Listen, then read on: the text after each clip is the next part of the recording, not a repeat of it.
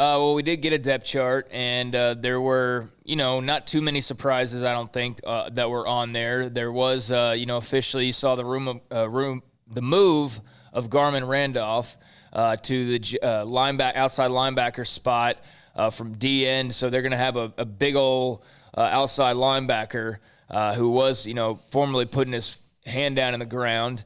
So Joey McGuire talked a little bit about that yesterday, just the fact that Garmin had made that move. He seems to have a pretty nice little group of talent in his room with, Victor Obi and Tyrone Brown, and now you got Garmin Randolph in there and several others. So and Ashton Logan, who's the starter right now. Yeah, and Ashton Logan being a starter on the depth chart was, one of the things that, potentially stood out to people. I mean, it did to me, even though he played a bunch of games last year.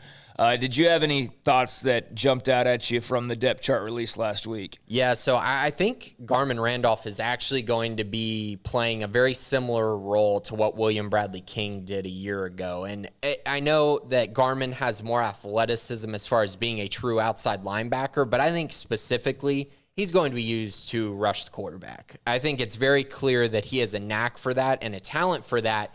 And that position needs a guy like that because they got young guys with, like you mentioned, Anthony Nyanwu and Tyrone Brown and Victor Obi, young, unproven guys who they're still trying to figure out exactly what they're going to be at this level.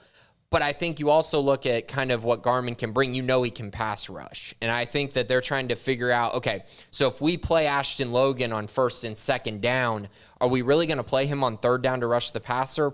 Probably not. That just hasn't been something that Ashton Logan has really thrived at during his time at Baylor. So I think they're trying to find guys who can maybe cycle in and play the jack position, especially on third downs and maybe some early down work as well to get after the quarterback. I also think Garmin will play some defensive end. I do think he'll have to rotate some just to give them a true pass rusher because that's a big concern of mine. You look at their roster, if Gabe Hall and TJ Franklin are not going to be starters, you have a lot of concerns about getting after the quarterback, at least I do. So that was definitely something that stood out. Outside of that on defense, I was not pretty shocked. I wasn't really shocked by anything. It seems like they're pretty much in a good position. I think that A.J. McCarty moving up the depth chart and being on the second string cornerbacks was really interesting. Lorando Johnson, second string as well. And, of course, Will Williams. I think that's all good news for Baylor moving forward.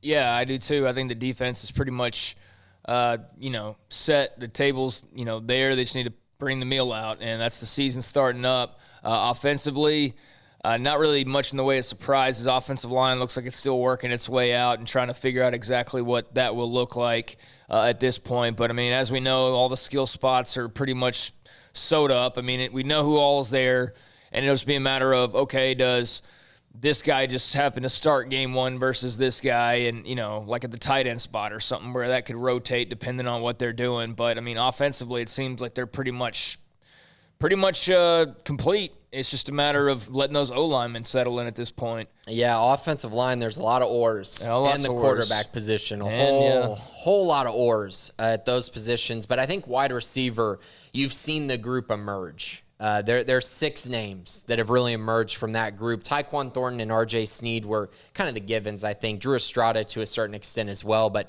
Josh Fleeks continuing to battle for that starting third wide receiver spot. And then Jackson Gleason and Jalen Ellis were the other 2 names on the depth chart, which is not surprising at all. But I think as we move into fall camp, I'm very excited to see what Hal Presley and Gibson do. I'm very excited to see what they're able to do coming up this fall camp. I really think that those 2 guys have an opportunity to really move up the depth chart and really try to put their claim on possibly playing a bit more. So, yeah, Hal Presley, Javon Gibson, I'm keeping an eye on them to see if they can come in and really disrupt the depth chart a little bit.